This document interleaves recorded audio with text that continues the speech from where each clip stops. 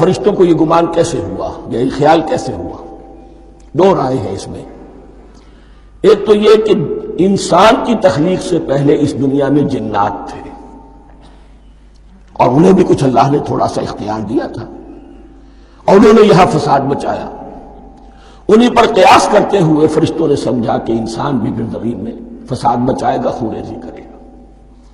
ایک دوسری اصولی بات یہ کہی گئی ہے کہ خلافت کا لفظ جب استعمال ہوا تو اس کے معنی ہے کہ کوئی نہ کوئی اختیار بھی ملے گا۔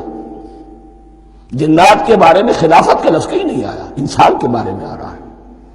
خلیفہ بالکل بے اختیار نہیں ہوتا۔ یہ اختیار جو ہے، ظاہر بات ہے جہاں اختیار ہوگا صحیح استعمال ہونے کا بھی امکان ہے، غلط استعمال ہونے کا بھی امکان ہے۔ اختیار تو اس بنا پر انہوں نے قیاس کیا کہ اس میں فساد ہوگا، خونریزی ہوگی۔